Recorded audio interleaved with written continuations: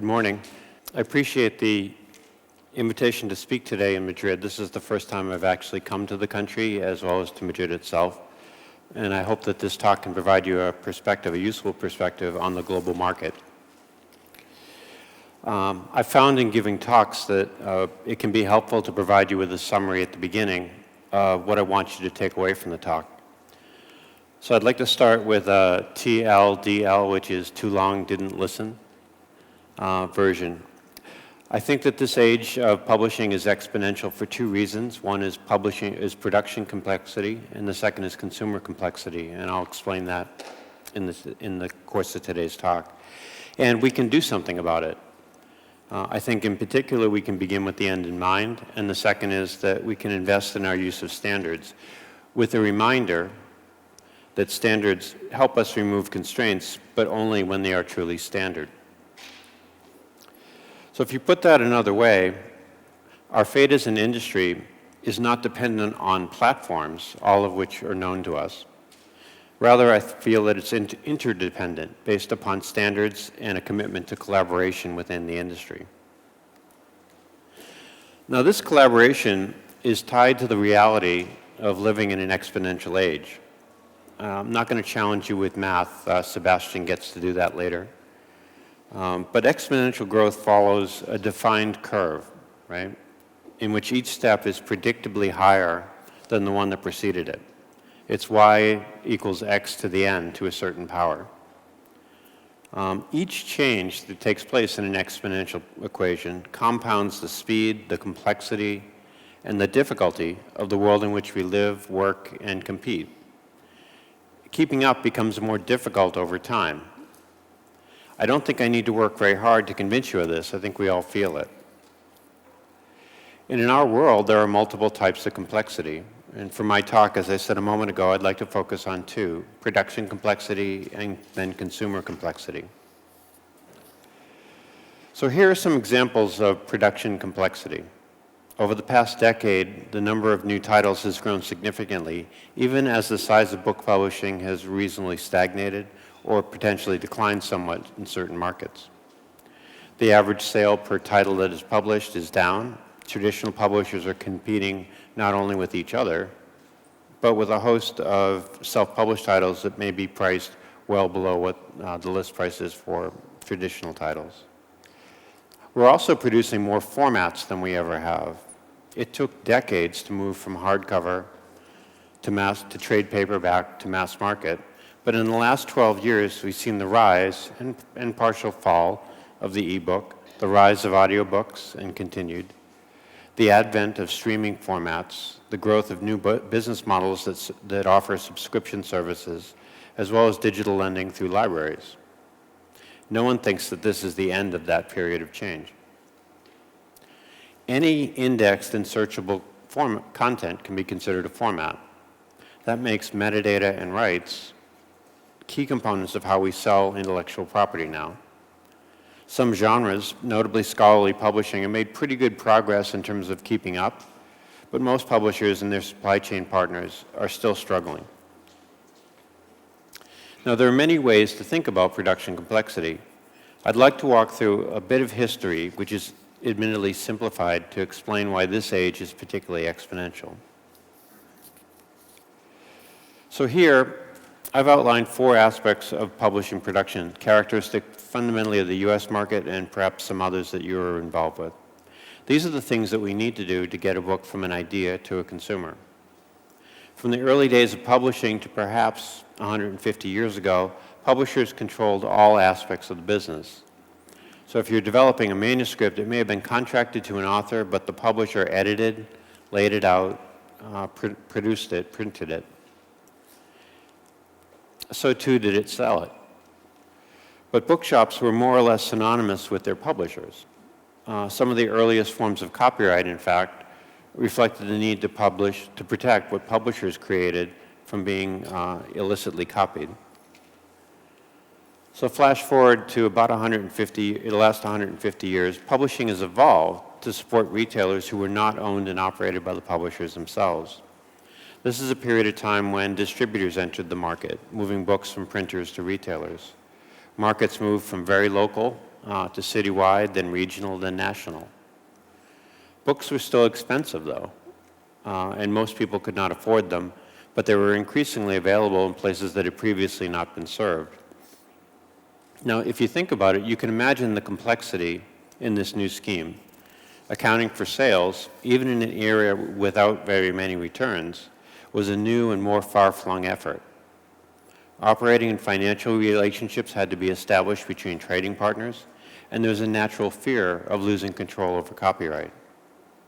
Paying bills was an issue, as some aspects of the new system, notably distribution, required a business relationship before you actually sold a book.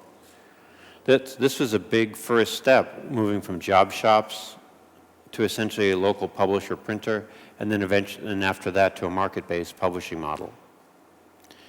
Along the way, I think there were more complications, but this model actually was remarkable in that it stayed in place for the better part of a century until the rise of chain bookselling in the 1980s.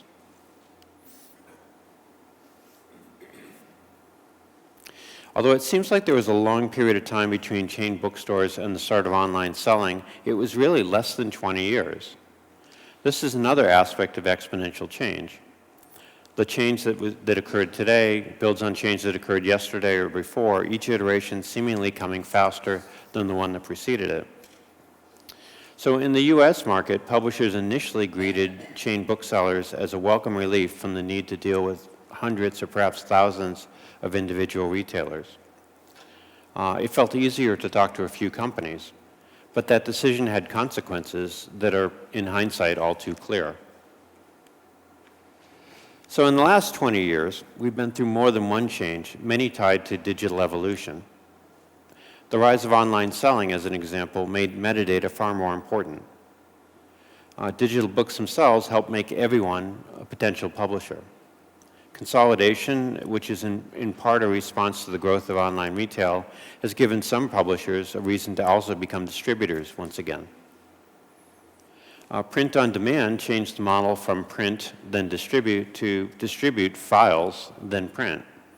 Multiple business models now compete for the same markets, and some publishers are again experimenting with direct-to-consumer sales. Even this summary does not account for what may be next. The information requirements, for example, that will underpin our ability to deliver a single book for a single order using machine-to-machine communication, or the implications of artificial intelligence, those things are yet to be sorted out. And it can be a daunting time as a result to be a publisher or a printer or a distributor or a retailer. The ground seems to shift every day, and the rules shift with it. And for that reason, I think this really is an exponential age.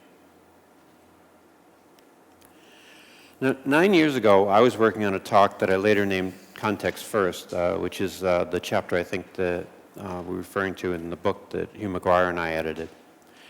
While I was writing that presentation, I came across a passage, actually, from a book by Salman Rushdie, Haroun and the Sea of Stories, that captured a view of the future that really resonated with me.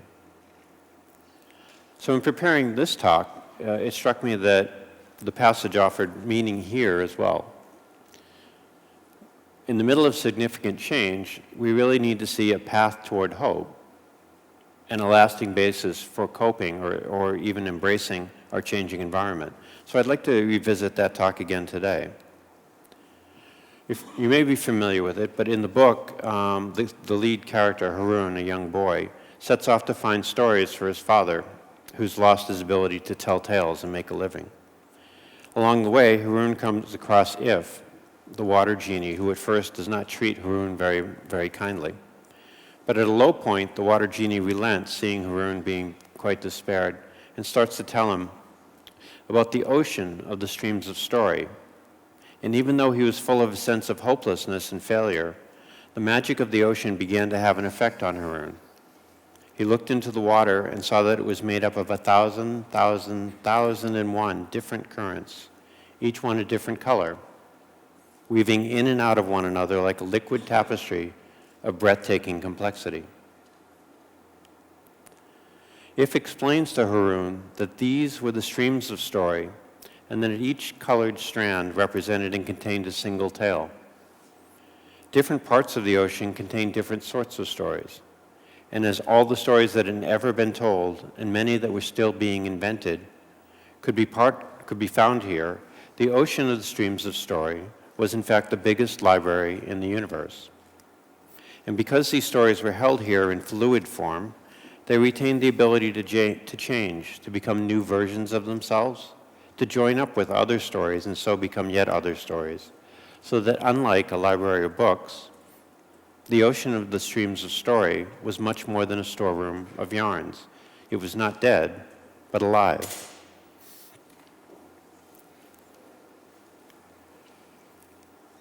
So when I wrote that talk, now nearly 10 years ago, I sometimes heard that it could be hard to make the leap from Haroun and the Sea of Stories to our everyday publishing world. In 2010, certainly, the commercial age of digital books was just starting, and we didn't really have the vocabulary we need to understand what was happening.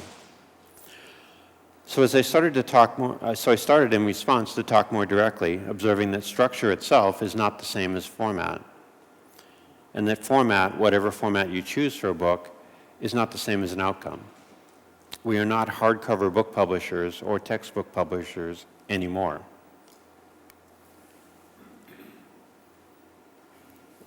To manage complexity, we need actually to return to an earlier understanding of what a publisher does. It links content to markets. It doesn't link formats to markets. Our focus was and needs to again address content and the readers it can reach by whatever means. Perhaps the most daunting impact of digital publishing, how we work, how we do what we do to create and maintain digital content, defines how we compete. This has been a difficult lesson to learn, particularly as we struggle to address other aspects of production complexity. Anyone who's ever tried to build a file to support accessibility, support for a print-disabled reader, after it's published, knows how hard that is. We make decisions every day that limit our ability to address complexity in this exponential age. And what we need to do is develop production workflows that let us draw from this sea of stories. So if that's production complexity, we also need to think about consumer complexity. Everyone can be a writer now. And the two youngest generations on our planet have grown up expecting access, not just the traditional formats. They also want a conversation, not just a monograph with a nice binding. The world is also growing around us. Larger markets like the United States have been slower than Europe to realize this, but soon, if not now, the opportunities outside our core markets will dwarf those in our home territories. So I'm going to offer two examples of this complexity, literacy and internet access in 3 countries, Brazil, China, and India. In the 6 years between 2012 and 2018, the literate population in these 3 countries grew by 88 million people. That's more than the total market for UK or Germany. It's more than a quarter of the United States literate market. In markets that are stagnant or consolidating, the growth outside these traditionals is a wake-up call.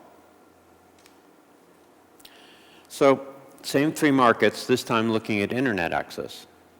Between 2012 and 2018, more than 700 million people gained internet access in Brazil, China, and India. With content moving to the web for products like music and probably for a lot of text, this is a critical proxy for digital readiness. And it's massive.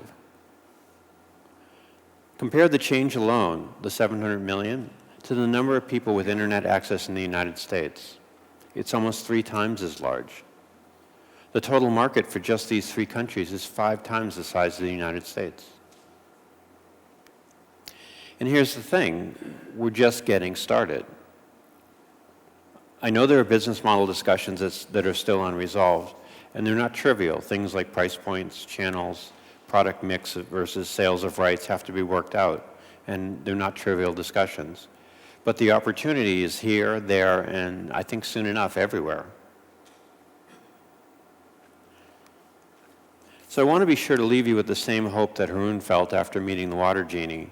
So I have two recommendations. The first is begin with the end in mind, which I'll explain.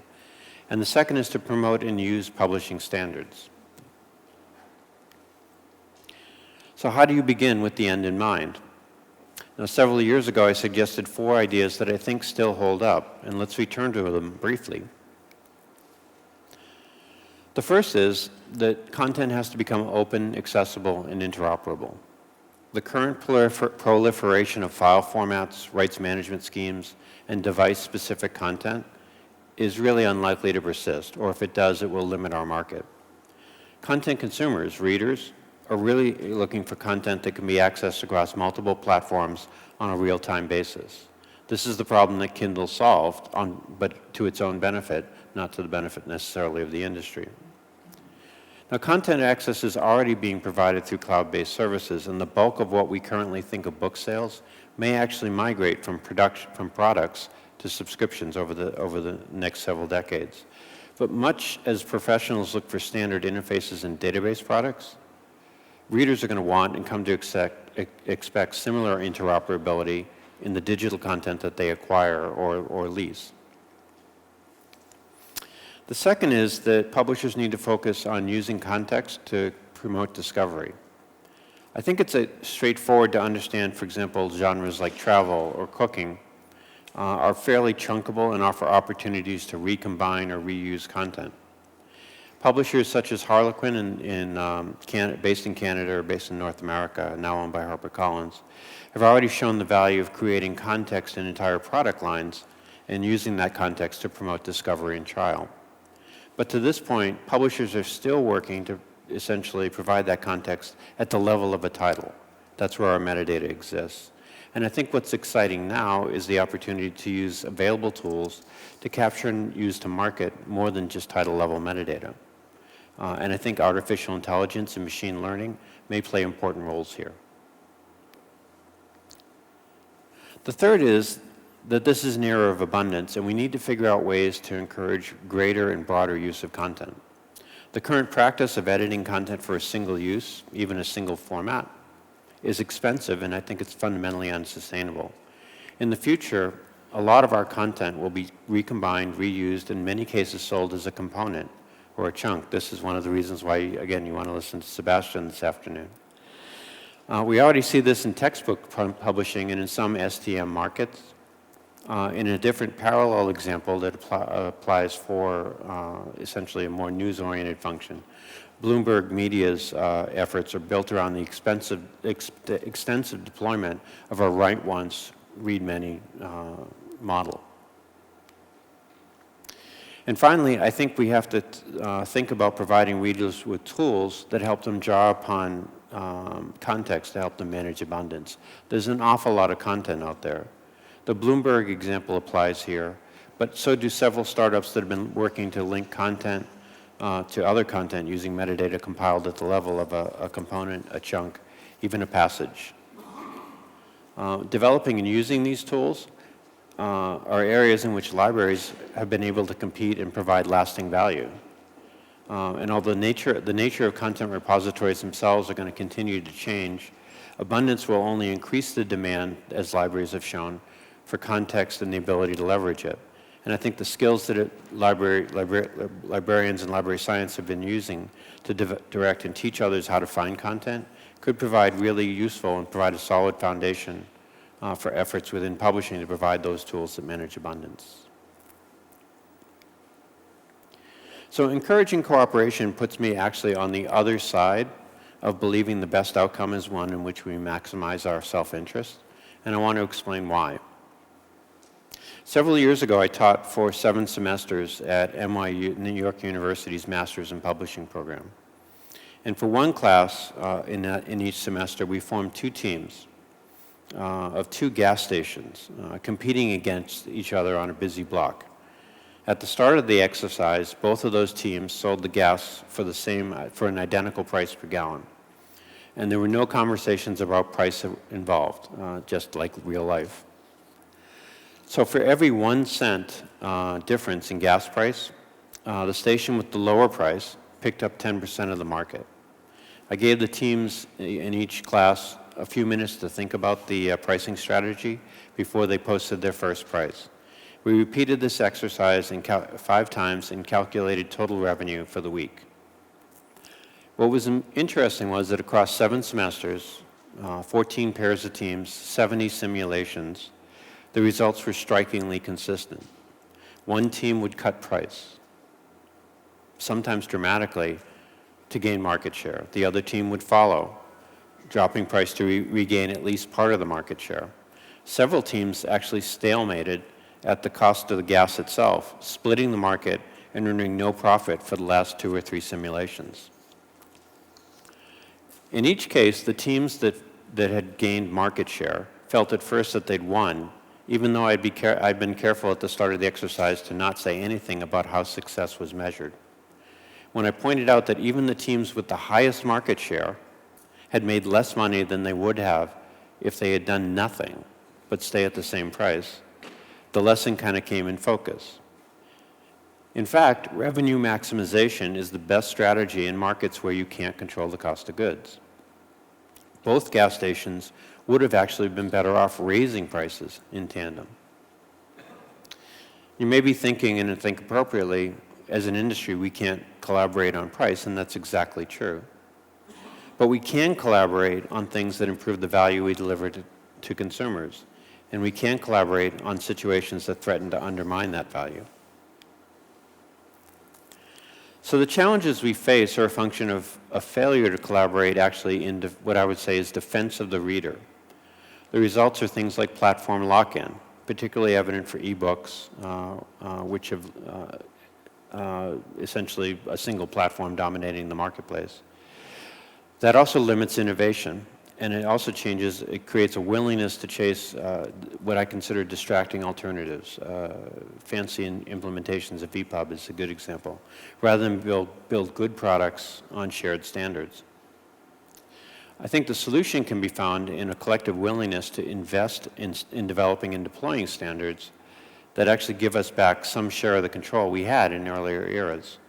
And I'll offer 3 test cases: workflows, digital books, and metadata. So as I noted earlier, how we work determines how we compete. And we need to recognize that publishing is fundamentally digital now, until the time that we decide to print a book. Everything we do before that moment we decide to print governs what we do after. With respect to the internet, I think publishing is deeply ambivalent about its relationship with digital tools, technologies, and formats. In the past decade, actually, we've become better at producing ebooks, but we haven't really tackled what's unique and sometimes challenging about digital sales, particularly when it comes to the business side of things. Web-based content is arguably the dominant form of publishing these days, and we need to adapt to that reality. And with respect to metadata, we're trying to compete in a B2C world with a legacy business-to-business model. That's understandable. Onyx itself grew out of a response to online sellers, who in the mid-1990s were displaying fields that were limited by EDI to something like 37 characters. Much of the structure of those standards, though, and all of the nature of our trading relationships emulated what came out of those EDI feeds. In 2003, 2005, maybe even 2009, that still worked. Sales were still market-specific, even to the early days of digital books. Pricing was not a mix of multiple models, and the sophistication of packaging and bundling was manageable using the prevailing feed-based model. But with global sales of digital products, simultaneous release of multiple formats for almost all major titles, the rise of audiobooks, the complexity of sets and series, the expansion of pricing and business models across most channels, this old feed-based system does not work well. Add in non-book products, and you start to push the outer boundaries of what we are capable of supporting. So in my job, I ask publishers, aggregators, retailers as well to work together to reframe the metadata conversation around what readers need to know to be able to make an informed choice. We need to make metadata something we use, adapt, and enrich, to better serve readers. And that starts by jointly embracing the customer, not the retailer customer, not the library customer, the reader customer. We start there and work backwards, and that's the thing that takes collaboration. So where does that leave us? I think I've given you some pretty broad hints along the way, but here's a path forward. First, collaboration matters. By any measure, book publishing is a small industry. Our suppliers are often larger, our competitors are elsewhere. We have opportunities to collaborate on things that will make us faster, more flexible, and more responsive. Let's name those opportunities, things like workflow, and capitalize on them. The second is that standards matter, but they're created and maintained by those who show up.